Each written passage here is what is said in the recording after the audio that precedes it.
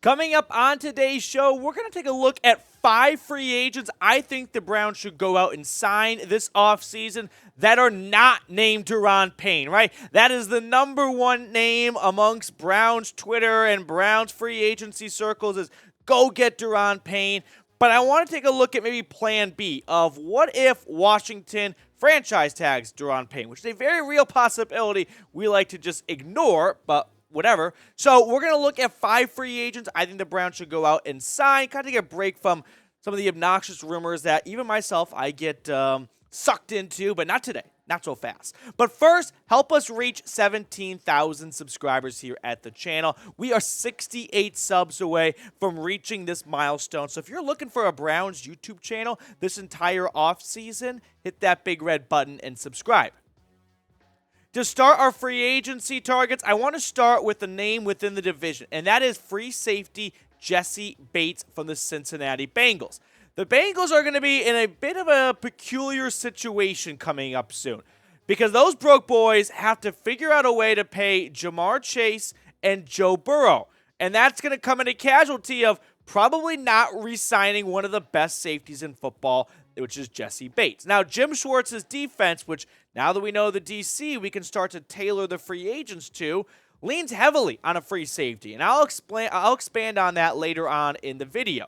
But Bates, in my opinion, will be the most expensive safety in free agency this year because when you look at what he's done the last 4 seasons, he has been one of the best safeties out there. There's no doubt around it. So I could definitely see Jessie Bates being one of the most coveted prizes of free agency this year. But I brought up the free safety position for a reason. Let's go back to Jim Schwartz's time as the DC in Philadelphia, where he had Malcolm Jenkins as his free safety. And Jenkins was a Pro Bowler with Jim Schwartz calling the plays. 2017 and 2018, 2 of the best years of his career. And you can see why. Look at the numbers he put up as a free safety in 2 seasons, combining for over 10 tackles for loss, 4 forced fumbles. I mean, those are defensive end numbers, and he was doing that roaming the field. So there is an obvious need at free safety because I don't think John Johnson is going to be a part of this team's future in 2023. We have seen this a million times, but in case you're tuning in for your first dose of offseason coverage, allow me to be probably the 30th person to tell you, John Johnson, most likely going to be a post-June 1 release for the Browns. The dead cap hit's just $3.7 million. The cap savings is nearly $9 million. They're going to restructure a bunch of contracts like Deshaun Watson's, but I definitely think they're going to clear some money by moving on from John Johnson. Now, what's it going to cost to get Jessie Bates? Let's look at the highest paid safeties in the NFL right now, and I'm not sure if Jessie Bates is going to reset the market. If he's going to break through and get $20 million, he's going to be top 5 in my opinion, and he's going to be closer to number 1 than number 5. But Spotrac gives him no respect whatsoever, which I think Spotrac's a very good resource. But the idea of Jessie Bates getting a 4-year, $42 million contract seems criminally low. I don't think it's going to be an average of $10 million. I don't know if he's going to fetch $20 million on the open market.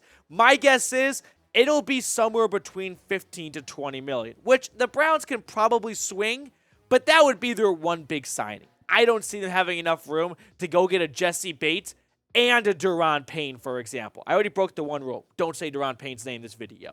But would you give this contract to Jessie Bates? I think you should get an overwhelming number of yeses. I am shocked that Spotrac thinks it'll go that cheap, but they're kind of the contract experts, so we'll err to their opinion. Now, before we get to more free agency targets, first, a quick word from today's sponsor. Today's show is sponsored by Athletic Greens. I take AG1 by Athletic Greens literally every day, and you can get comprehensive and convenient daily nutrition when you go to athleticgreens.com/chatsports. Now, I recently gave AG1 a try because I hated taking pills and vitamins, and I wanted a supplement that actually tastes great.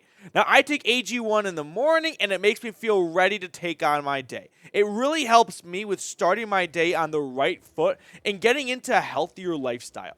I start the day with making one great choice, AG1, and more healthy decisions then follow. Now, covering my nutritional basis for the day literally couldn't be easier, which is why I trust Athletic Greens. I just mix 1 small scoop of AG1 with water and drink it first thing each morning. Done. I also love that it costs literally less than $3 a day.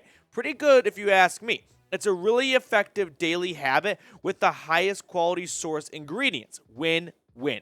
If a comprehensive solution is what you need for your supplement routine, then Athletic Greens is giving you a free 1-year supply of vitamin D and 5 free travel packs with your first purchase.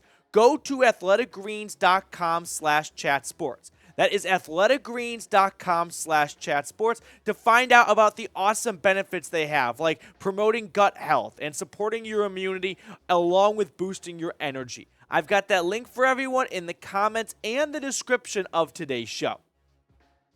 Now, to put a bow on the Jessie Bates segment of the show, if it's $10 million, absolutely. Yes, and I'll sign in whatever color ink you like.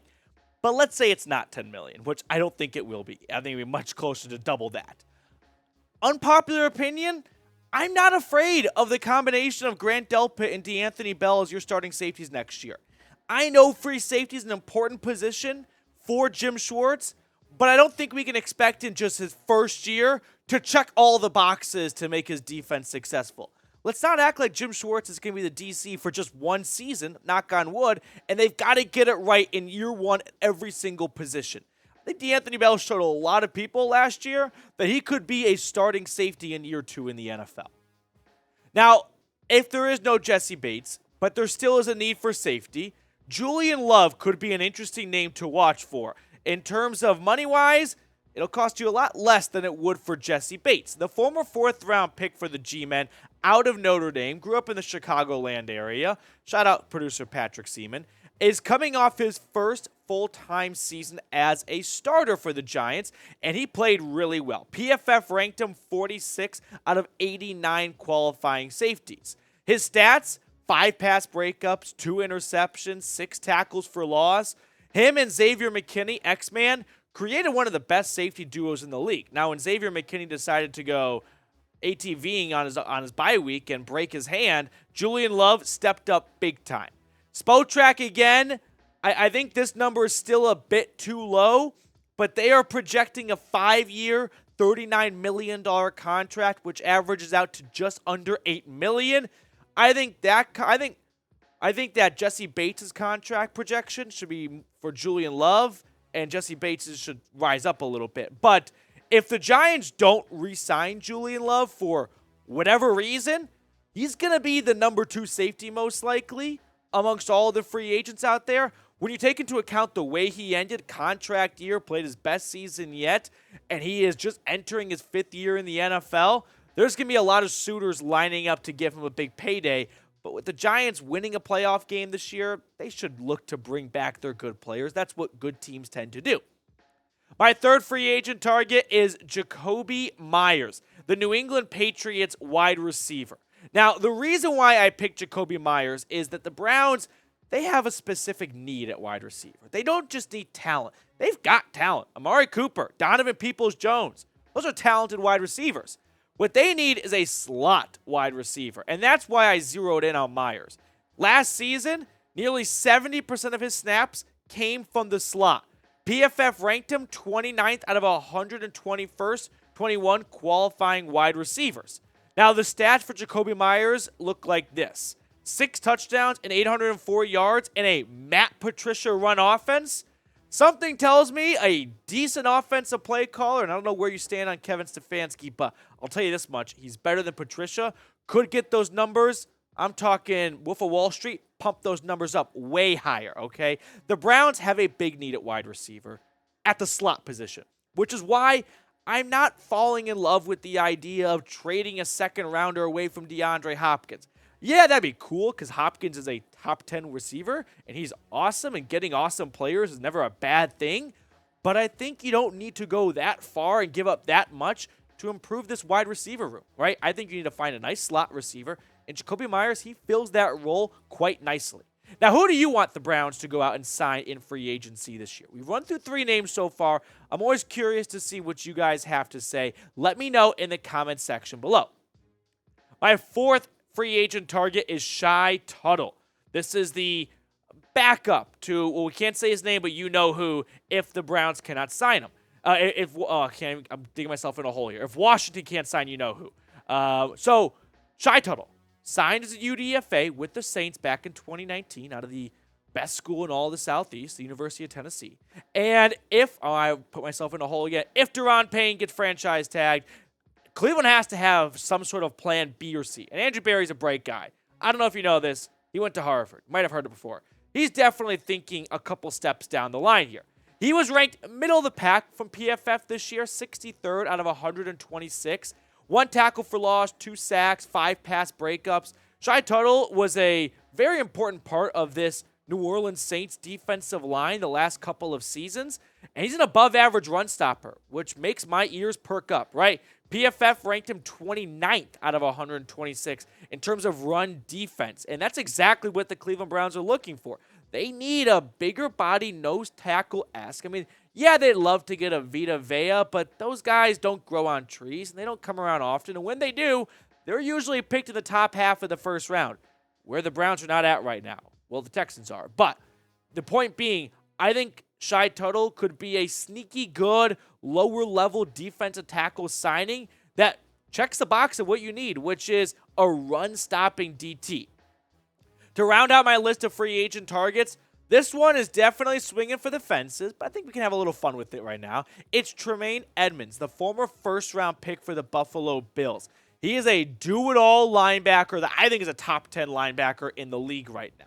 The Browns linebacker room, just guys on the roster as of this present moment, is really thin. It's JOK, and don't ask, was it DeQuell Jackson what he thinks of JOK, Tony Fields, and Jacob Phillips. So clearly they're going to have to go out and sign a handful of linebackers just to have a competent room for the 90-man roster to start training camp here. Pro Football Focus ranked him 7th, by the way, out of 81 qualifying linebackers. Now, Spotrac, they put out another contract projection for Edmunds, and they are projecting 4 years, $44 million, $11 million average. So the reason why I'm including this is you're going to see a lot of screenshots of Spotrac around the web of like, here's what you could sign him for. I'm going to call cap on this, going to call BS. Roquan Smith just signed for $100 million 5 years. That's an average of $20 million. Roquan Smith is a very, very good linebacker. He is not worth twice than what Tremaine Edmunds is worth. So this is more of a feeler of, this is what some people think. I think it's going to be a lot closer to $20 million, which I don't see the Browns doing, right? But if they decide, you know what, JOK has not shown us that he is capable of playing a full season, we don't want to run it back with Anthony Walker. That's 2 years of him being injury-plagued at times. And Taki, maybe he gets more money elsewhere. I don't know. The point being is there could be some dominoes that fall where Tremaine Edmunds is sitting there going, hey, we haven't spent any money elsewhere, and we need some good linebackers. Let's bring in a playmaker. Let's bring in a guy that can do everything for us, essentially, at the linebacker position. I appreciate everyone for tuning into today's show. If you have not followed me on Twitter, please go ahead and do so. I love interacting with you guys on Twitter. I got roasted in my last video, Patrick. If you suggest anything outlandish on Twitter.com, Browns Twitter, they come with bayonets on, ready to roast you. So if you want to have some fun, hit me up on Twitter at Matthew Petey.